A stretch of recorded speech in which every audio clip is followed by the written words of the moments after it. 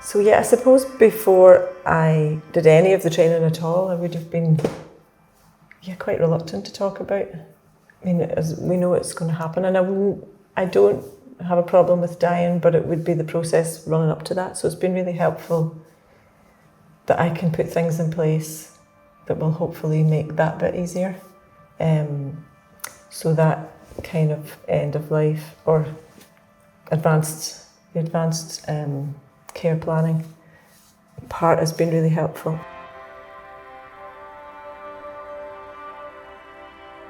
But I think the most important thing is hearing everyone's stories. Mm-hmm. So being able to be privileged enough to hear people's stories of things, how much of an honour and how sacred it is to be with someone that dies. That process of dying that is a natural thing. You know, it's not something strange that happens to some people. It is a natural process. And then also, I suppose, also the things that didn't go so well, so that we can be aware of those and avoid them if we can. So all of it has been just really enriching and really nourishing, and I think I'm much more able to have the conversation with other people.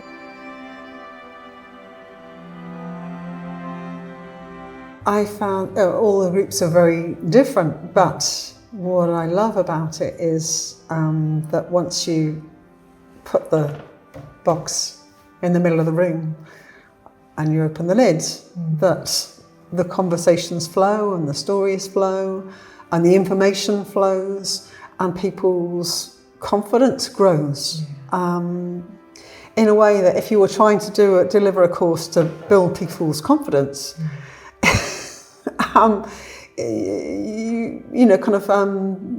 don't think it is as effective.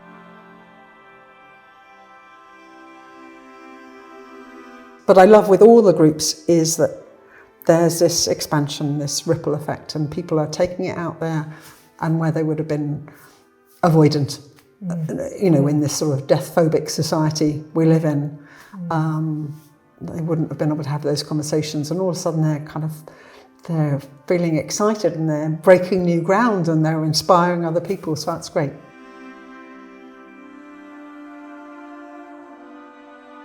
I think that the impact on me personally is that I suppose I was in the sort of final process of going through a grieving process and myself, and it's really enabled me to bring my own personal creative work alongside this. It's allowed me to open up as a facilitator about my own process, about what was happening with me, whereas in other situations I would have been maybe not happy to share my personal stories, whereas I found that the more I've shared of myself, it's enabled other people to open up, and alongside that my own creative process of my journey through grief, and a complex journey through grief, has actually spurred me on to complete that project, and been very exciting because I just performed my one-woman show this week. So that was very exciting.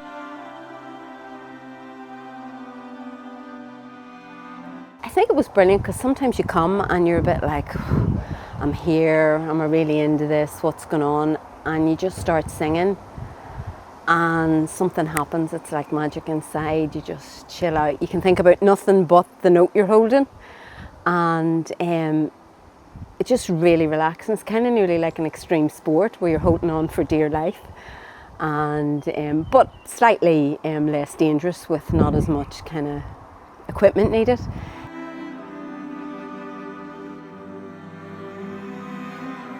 I think it's been a real eye-opener for what creativity does for people, and what creativity means to me, that when your hands are doing something, it puts your brain into a different, not in that logical, judgmental place, it's in a more creative place where kind of anything is possible. So we don't have as many barriers, I think, when we're in that place, and I think that's why the conversation has gone so deep so quickly with the groups, and why the sharing has been so open. Because it's like a switch in your brain almost when you start to make something with your hands. It changes your attitude or your barriers come down somehow.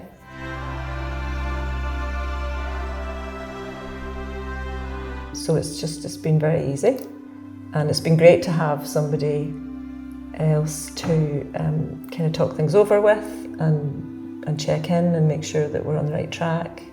And we can both say, yeah, that worked and that didn't work, and what you did there was great, and we encourage each other. So that's been lovely. Yeah, and I think that our skills have really complemented each other.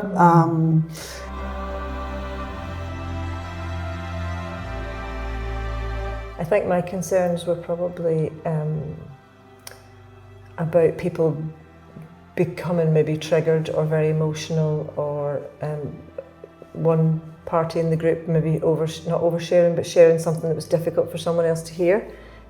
So I suppose we found ways to navigate that, maybe by, if we were going to talk 1 week about funerals, we went around the room and said, how's everybody, how comfortable are you? Tell me how comfortable you are talking about funerals. And then, if someone started to say something, we could say, well, remember that this lady across the table from you isn't that comfortable, so maybe we can just kind of summarise that rather than going really in depth with it. So that helped me, and the more I've done it, the more confident I've got, I think, now. So now I don't feel nervous at all, whereas I was, when we did the very first project with the Art of Life, I was very nervous and very concerned about what might come up and how I would deal with it and how I might get triggered and all of that. But I think, as you say, part of the sharing was that we shared, and because we shared, it made it okay for other people to share. And you can't underestimate the effect of being able to share that for yourself. I think one of the most wonderful things was, firstly, it was okay to be emotional as a facilitator, and the fact that then gifted people the opportunity to share themselves was, I think, absolutely invaluable, and really brought a great level of healing naturally to the group, and a great closeness and a great bonding, and it's been the most powerful work that I think I've done.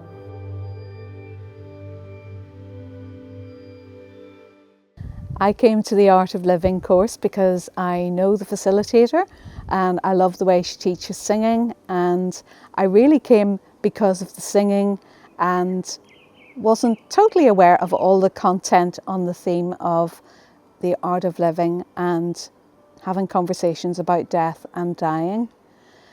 I have found that the singing component works for me every time because it helps me to connect with other people.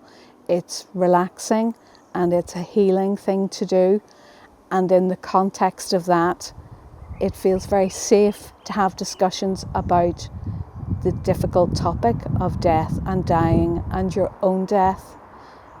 And I think it's been a real privilege to be part of this group where there's been great connections between so many different people who are from so many different backgrounds and faiths, and people have been very generous in sharing difficult information about deaths that they have been close to. And it has definitely spurred me on to have more of those difficult conversations outside of the days when I'm here with family and with people who ask me what I'm doing on a Friday.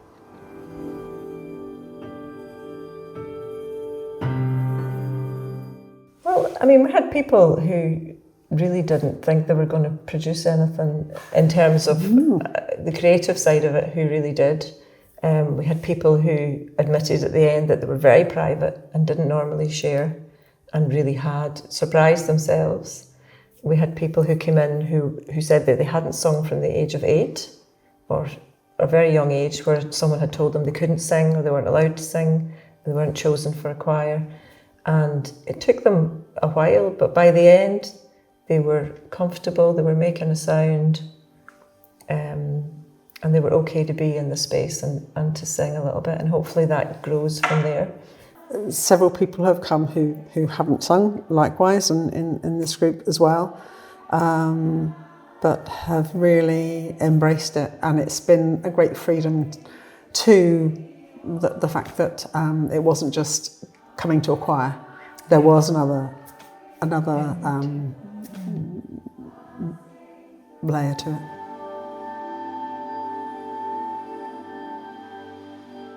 It's been a big challenge.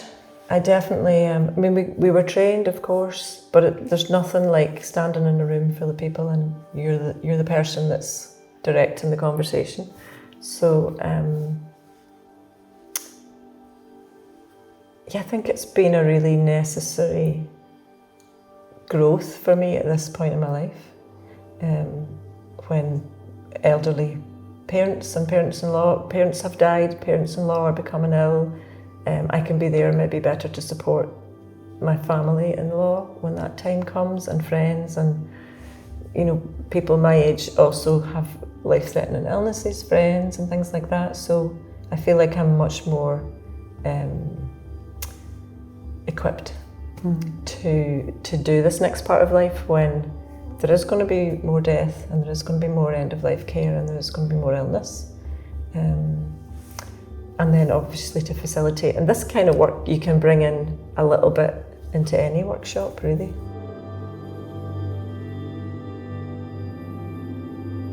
It's been a really lovely experience to be in a creative environment where we can open up really difficult subjects and talk about them in a really supported way.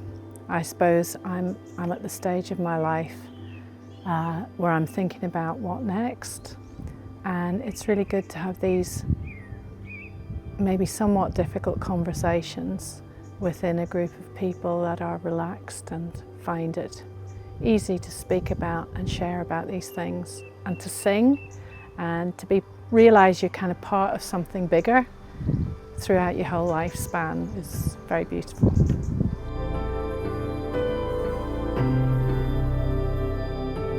I've just really loved it, and I feel it's given me permission to be more myself, and really, and also seen the benefits from that. In a way, it's a bit sort of like just, as I say, opening box and letting it all happen. So in actual fact, it's given me a whole expanded way of working with people, which is great. Yeah. And I love the combination, definitely the combination of the creativity and the conversation in whichever form has just been great. And I just love the fact that people can connect on this deeper level. And I think people are hungry for that. Absolutely. I really think they're hungry for a deeper connection and real conversation. Yeah, I think we heard that over and over with feedback, that people really needed that space to talk about and have those conversations, because there wasn't really anywhere for them. Family were shutting them down, or friends. Yeah, just keep it all light and let's not go into the depths, but they really wanted to go there. And then we come back up, like just now when somebody said we're all going to die and everybody laughed. It's just like, it's okay. It's okay. It's just a fact of life. Yeah, it's not scary. Yeah.